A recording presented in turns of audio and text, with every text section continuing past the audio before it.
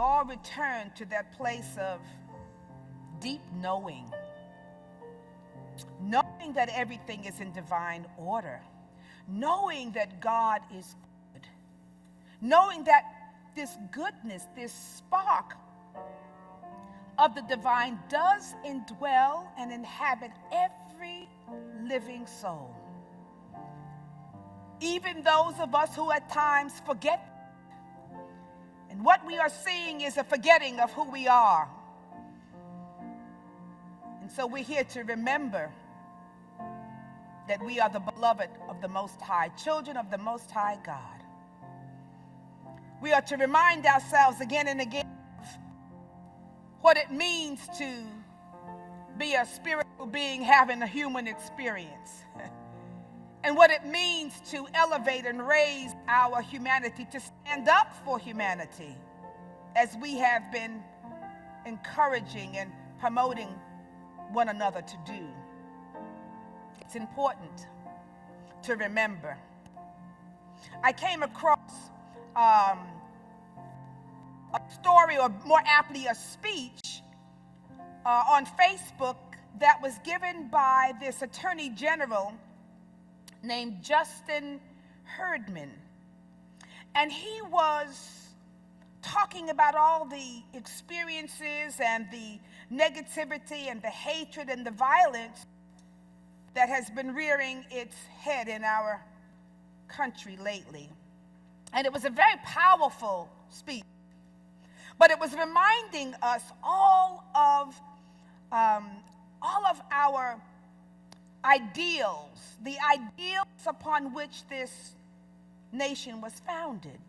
And it was very positive and uplifting, but it was truth-telling about who we were and who we were striving to be with these wonderful ideals of and from our founding fathers. These ideals of which we have not been yet able to totally manifest, but are important to strive for and identify with anyway. Because without ideals, you know what I mean? If you didn't have an ideal to work towards, we would settle for mediocrity, right? If you didn't have a vision for what's possible, a vision that contained something that might be considered lofty, we wouldn't then, aim high. We wouldn't reach for the stars. And so he was reminding people, as he was speaking specifically to a group of folks who were choosing violence and hatred and all of these things over the better qualities of our humanity. And so I thought it was very powerful and encouraging. And sometimes, I'm just amazed when I read the statements that people write on Facebook and the freedom in which they feel that they're able to express themselves, that I know that in another setting they would not express that way. Can you imagine somebody around the water cooler spouting off hatred and violence? No. But somehow with this phenomenon of Facebook, people seem to think that they are anonymous. Although their name is certainly printed on their statements. And somehow they can express themselves under the cover of anonymity, but it's a public thing. Everybody's reading it. I'm reading it and I don't even know you. But when I do, what happens when I read something that's particularly disturbing or vile, and I go back and I tap on that person's name so that I get a sense of who they are. I want to see their picture, and I want to see how are they living that causes them to have this type of expression, And sometimes I'm shocked, and sometimes I'm not. Then I move into my judgmental if they're coming out and they've got, motorcycle jacket on and Hell's Angels printed up over their forehead. And, maybe they're tatted up with tattoos, and I go, right? Thought so. So I look at that, all of that, but there's something going on with that platform that allows people to express. And I get dismayed sometimes when I see the level of hatred and bigotry and ignorance. You know, it's very disheartening, not to mention a mixture of emotions that people are just feeling in general.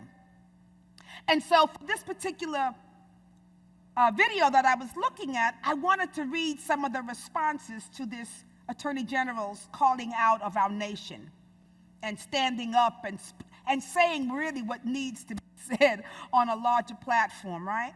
But this was some of the responses that people gave. And this one came from Margaret Smith, and she said, "Lately, I was losing the will to live.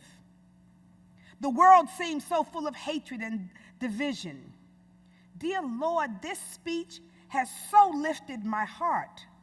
Maybe there is hope for us all as a human race. We are all the same, one race under one creator. How we all interpret that is a matter of choice. There are many different flowers in the garden, but they still are flowers." Mary Coppin writes this. She said, "Gives my weary heart such hope." Javier Munez, "Things like this make my faith in humanity come back again." Regina Bob, "The more things change, the more they stay the same." Mary Flores, "God created the world and everyone in it. It was perfect. He wants us to love one another. People's hate is destroying our world. It's destroying people, the world's climate, and life because of hatred and greed and indifference. Soon our planet will not survive." Anna Ferguson wrote, "I have fallen into a deep pit of hopelessness lately. This speech gives me hope that things will get better." And I looked at some of the words that these people were expressing, that I was losing the will to live. See, this stuff is real.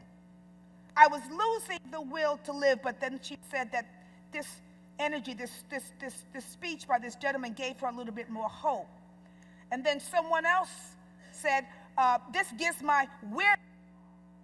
So there's a sense of weariness. Somebody else said, "Things like this make my faith in humanity come back." So there's a sense of maybe a loss of faith, right? Mary Flowers, she used words like greed and hate and indifference. And she said, "Soon our planet will not survive." And I thought, wow, those are thoughts of extinction.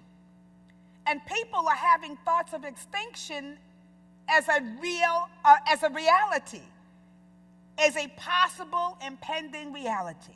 So when you think about these things, thoughts of extinction and hopelessness, and that this person put, "I'm in a deep pit of hopelessness," all of this energy and these thoughts and these expressions, heavy as they are a real energy field that is created and felt and being experienced in our society, which is why it's so important for us to gather and to connect with each other and to do the sacred work of putting out another narrative, right? Giving hope, and whether you're on your job and there's someone who needs a listening ear, that you're the one who steps up and offers that.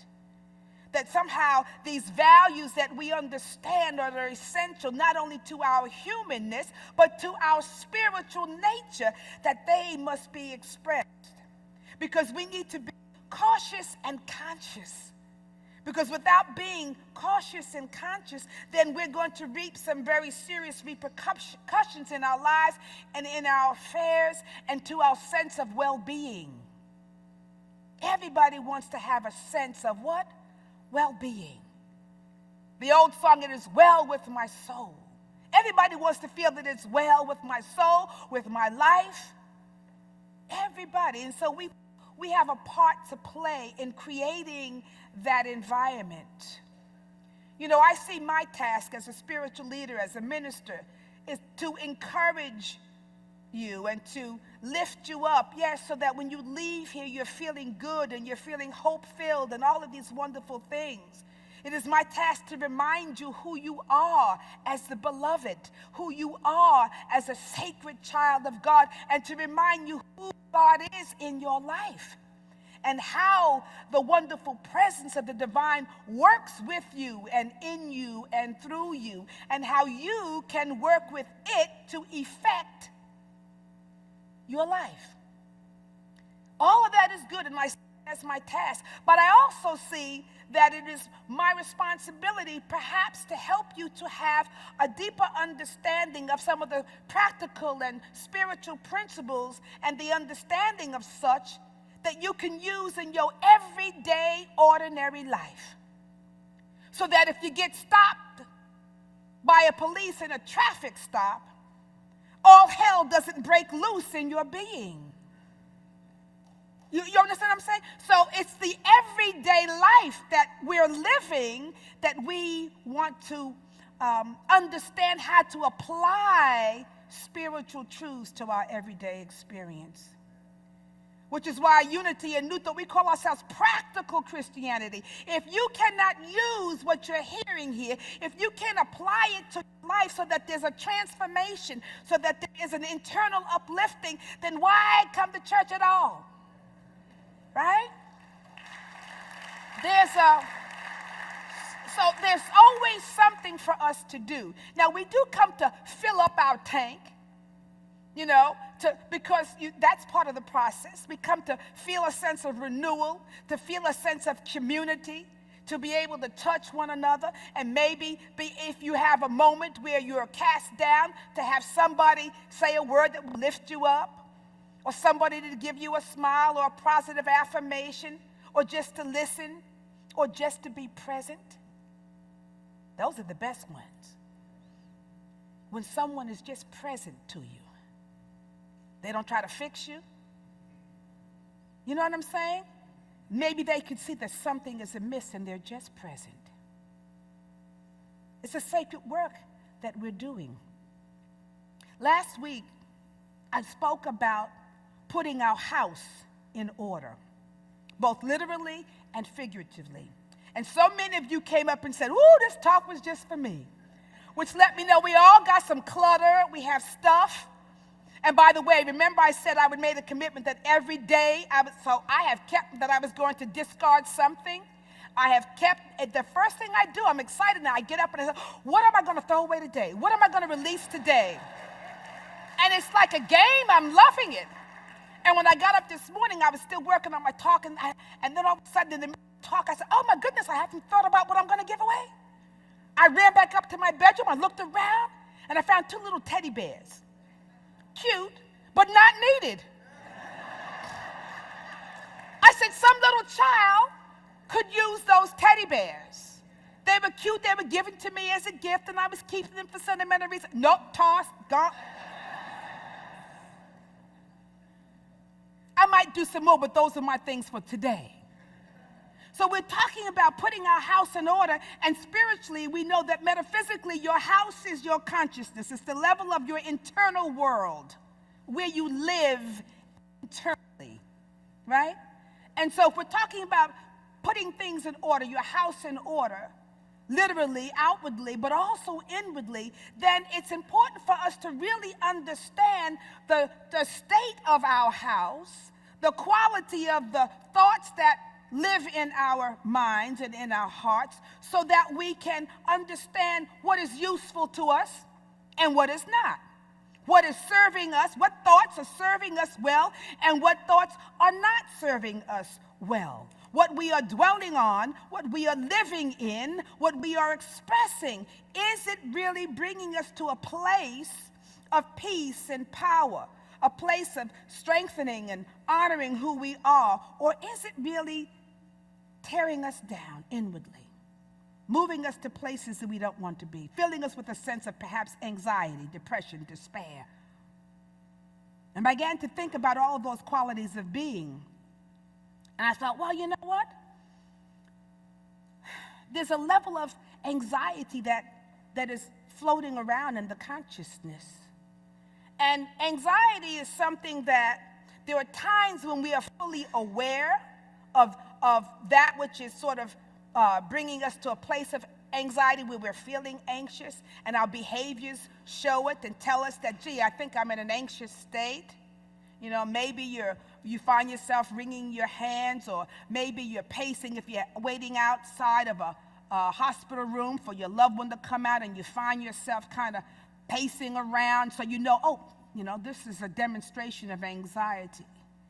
And then there are those expressions that we are totally unaware of, but yet we might find ourselves having an ulcer, you know, or some kind of unconscious stress,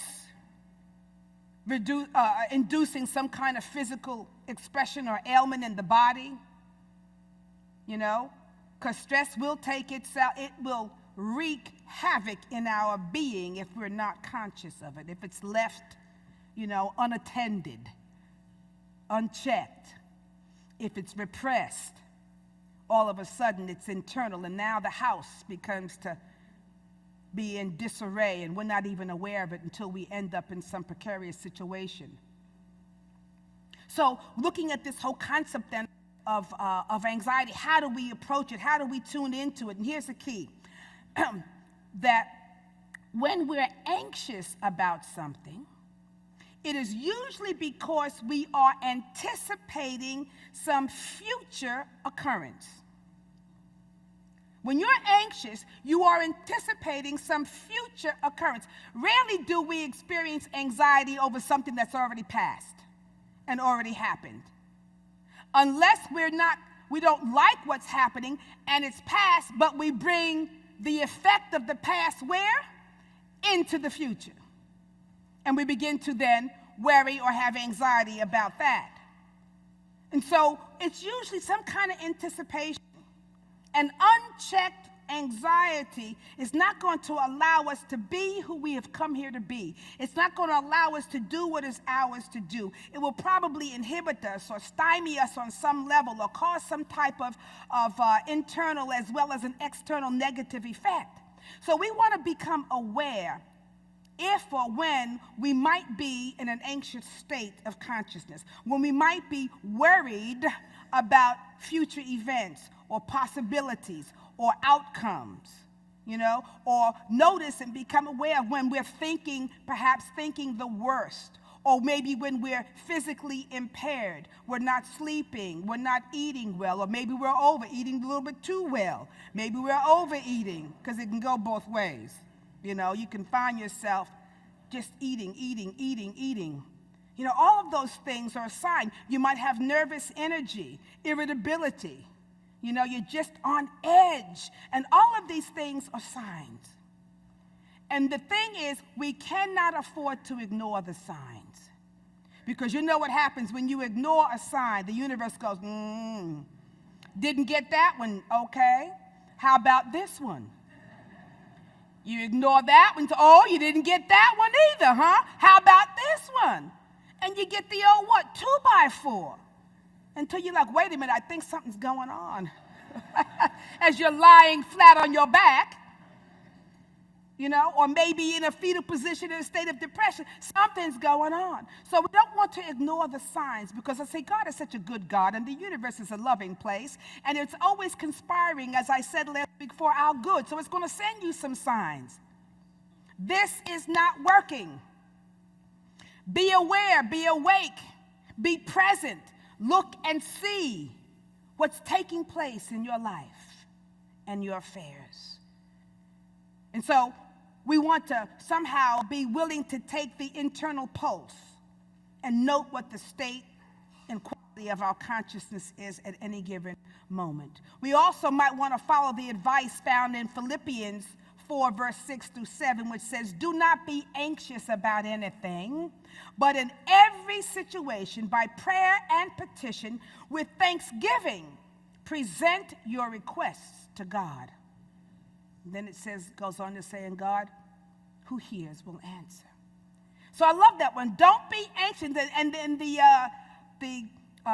modern text translation says, you know, Don't be anxious about anything, or don't worry about anything. Instead, what?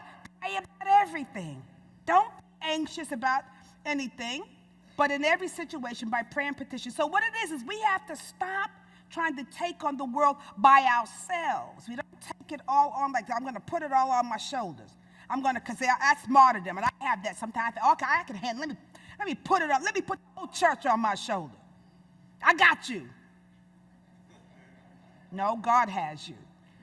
I have to remember that, right? But we'll put it on our shoulders and try to. So it says, stop trying. Make your requests known. And then it says, practice giving thanks. It is being addressed by God. So you make your requests known. What is that? Prayer, affirmation, the divine asking, affirming. No, make your requests known. And then it says, with thanksgiving, present your request to God.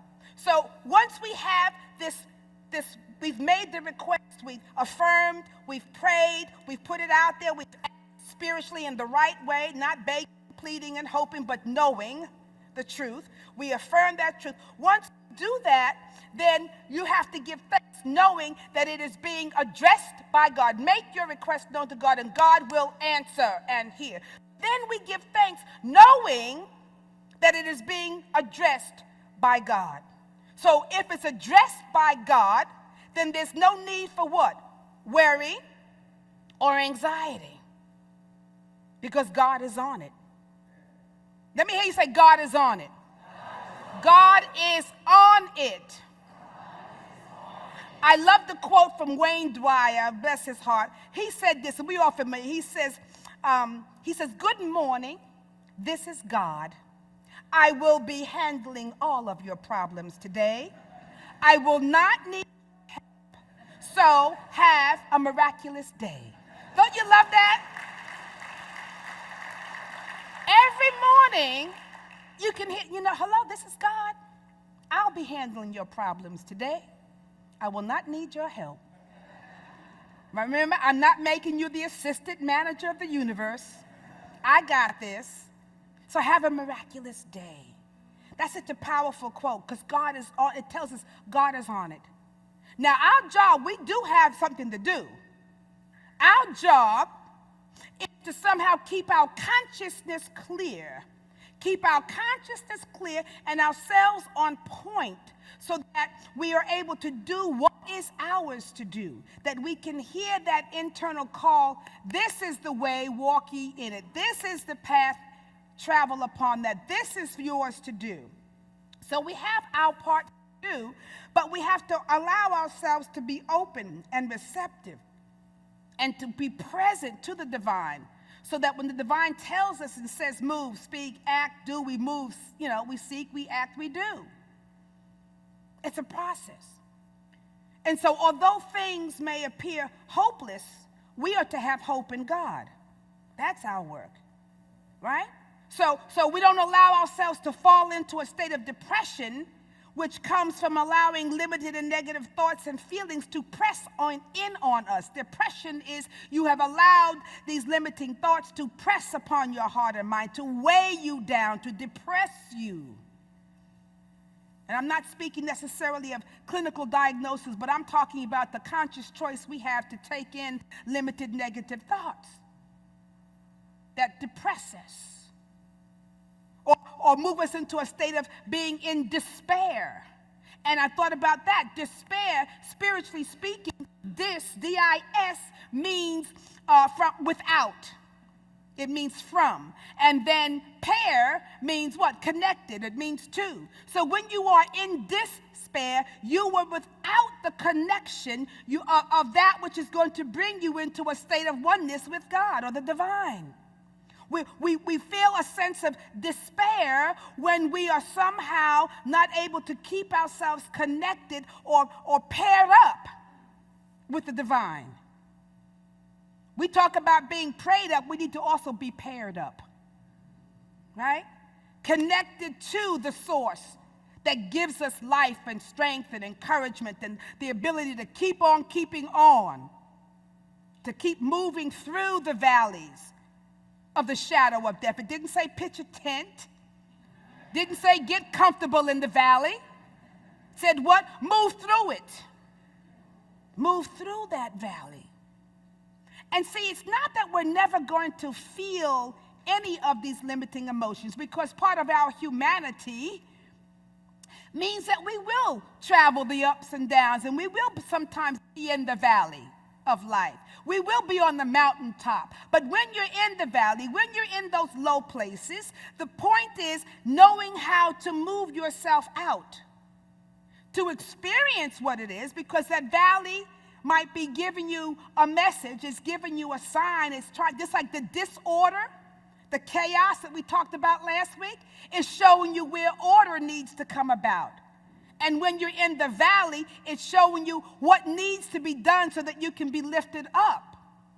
And so we take those signs and we move ourselves and we begin to monitor our consciousness, monitor the cleanliness of our house. Monitor your emotional state and how well you practice self-care. I realize I don't practice self-care well. I practice caring for you, but self-care is equally important. What they do now, when I was going into ministerial school, they kind of touched about it, but now the program has a lot on teaching ministers the art of self-care, because they were finally realizing, 2 years ministers are burned out, gone. 30-something years.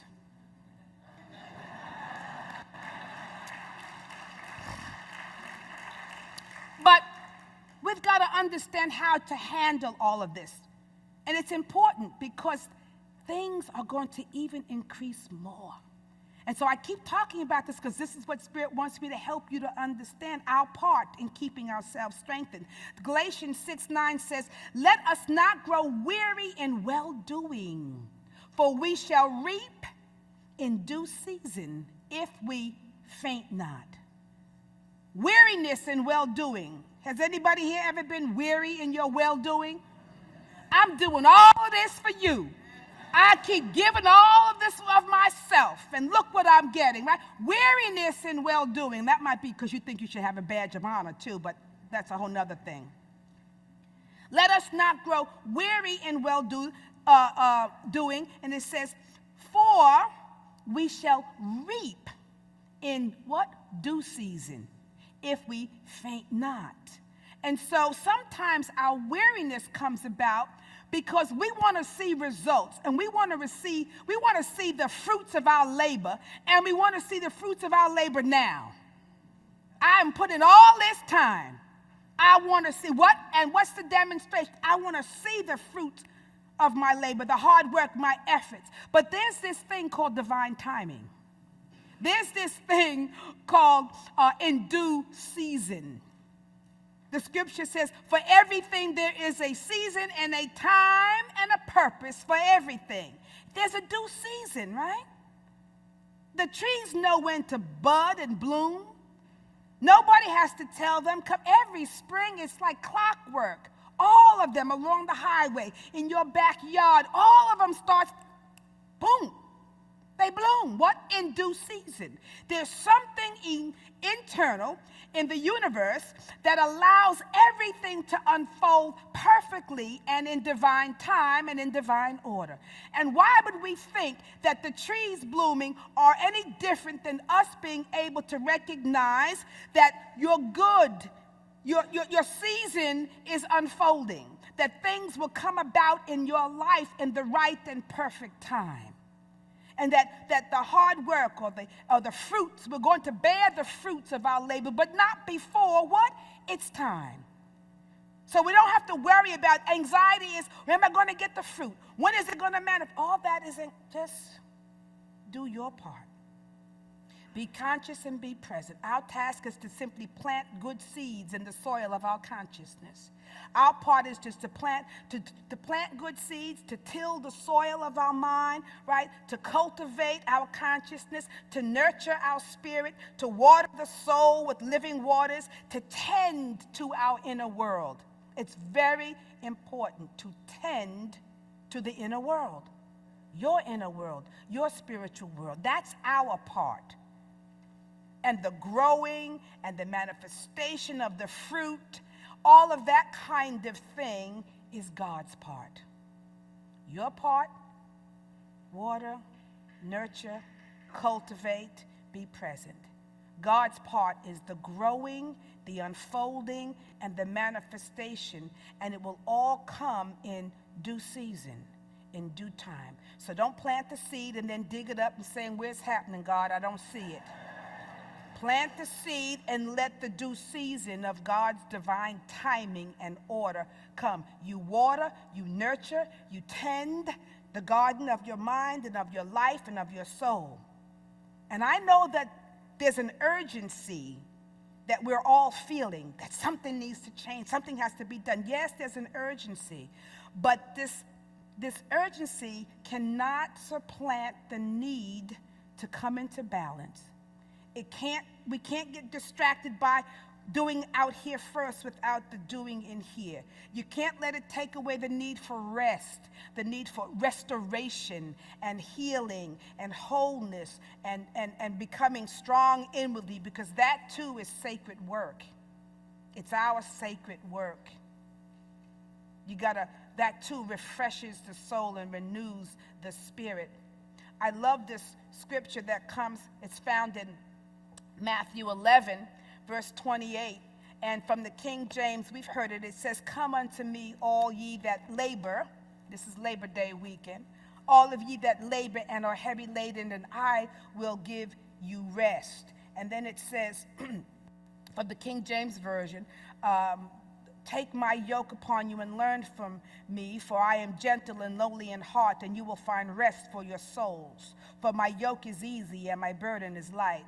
And then the New Living Translation says it this way. It says, come to me, all of you who are weary and carry heavy burdens, and I will give you rest. Take my yoke upon you. Let me teach you, because I am humble and gentle at heart, and you will find rest for your souls. For my yoke is easy to bear, and the burden I give you is light. See, I think that's metaphorically, metaphysically, the burden I give you, and literally, the burden, what I'm going to place on you is going to be light. Light, spiritual light, and it will be light, meaning we'll have the ability to handle it. If we go and say, Lord, this is heavy. Oh, I can't do this. Well, you're creating the burden of heaviness. With God, you say, you know what? This burden is light. If it has come to me and come before me, then I am equipped and empowered to move through it and to handle it. Right? So it's all a matter of interpretation. But my favorite interpretation of this comes from the Message. And it says here, are you tired, worn out, burned out on religion? Come to me. Get away with me and you'll recover your life. I'll show you how to take a real rest. Walk with me and work with me. Watch how I do it. Learn the unforced rhythms of grace. I won't lay anything heavy or ill-fitting on you. Keep company with me and you'll learn to live freely and lightly. Don't you love that one? I was just reading each one of those. I was like, yeah, get away with me. You'll recover your life. I'll show you how to take a real rest. Walk with me and work with me. How many of us are walking with God? How many of us are working with the divine? It says, walk with me and work with me. Keep me ever present. I will then lead and guide you. I'll take you on the path that's going to nourish your soul and comfort your heart and mind. And then it says, watch how I do it. Learn the unforced rhythms of grace. There's an ebb and a flow to life. You know, for everything there's a season. There's an up and there's a down. There's a mountaintop and there's a valley, right? And there's the ebb and the flow. There's a pause. And in between all of that, there's a pause. There's a pause, a rest. Rest is built into the rhythm of grace, it says. There's a pause. And so we have to learn, how do I get in the middle of that sacred pause?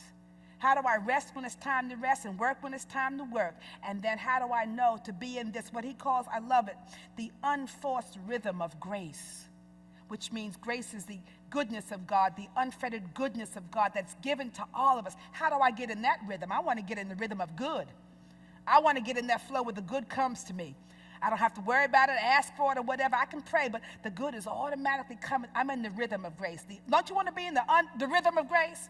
I want to be in that rhythm where that which I need comes to me naturally, easily. Because what? I'm walking with the divine. I'm talking with the divine. I'm working with the divine. I'm in this wonderful sacred flow. And then it says, I won't lay anything heavy or ill-fitting on you. If it don't fit, don't try to make it fit. Keep company with me, and you'll learn to live freely and lightly. What's the company you're keeping?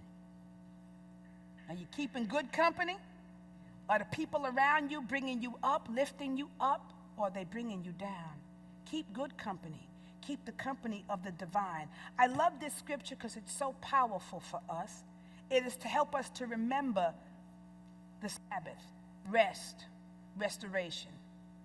Jesus also said, remember the Sabbath and keep it what? Holy. Remember the Sabbath. It's a sacred thing to work and yet to take that rest. So while we're taking in all of this stuff that's happening in the world and we're doing our part, sending out light and love, it is important for us, for self-care, to remember the Sabbath and keep it holy. The Sabbath is not just what takes place on Sunday morning. The Sabbath is where you find those places and those moments that bring you a respite of peace, that help you to reconnect, to be paired up with the divine. It could be anything. I'm thinking, wow, go and lie down under the stars. Volunteer to take sheltered dogs for a walk. I have a friend, she just goes and she takes dogs who are in the shelters and she takes them out in her car and she walks them. Dogs who are caged up, that's a beautiful thing. Or maybe, you might want to take a drive in the country. I went for a drive the other day. It wasn't pure country, but it was just nice getting out of the city and just driving and feeling the fresh air and seeing the sunshine and seeing horses and just being present, taking that Sabbath. Watch the sunrise. The sun rises and sets every day, and yet we take that too for granted, right? Oh, it's just a sunrise. There's healing in it. There's healing in it. When I used to go to India, remember I go to India a lot, and one of the exercises that we would do is we'd have to get up in the morning, early, or we'd do late at night, and we would go into the forest, sit on rocks, and watch the sun come up. And I'm like, well, why do we got to get up at the God daybreak, There's power in that because there's energy coming. There's a connection that happens. Whether we're watching the sunrise or the sunset, this flow of something greater and grander than our ordinary, everyday, mundane activities that we get all wrapped up in. Got to go to the supermarket, got to do my laundry, Life is happening. Take from it, drink from it, become a part of it so that it nourishes your soul, it sustains your being so that when you are in the world, you don't have to be of it. This is very important for us to do, to remember the Sabbath. Find those things that are your Sabbath. Find those things that help you feel holy and connected. Examine your life and see where you need to be rejuvenated, regenerated, where you need to simply breathe life back into your own life. There needs to be work-life balance, right? Work-life balance. It is essential. So this is a sacred time. Remember the Sabbath. Keep it holy. Remember to be prayed up and paired up. Remember to keep your house in order. All of these things will enable you to be a light bearer, a worker of truth, and someone, a divine instrument that God can use to bring forth his good into the world. You're the one, but do your work. Namaste and blessings.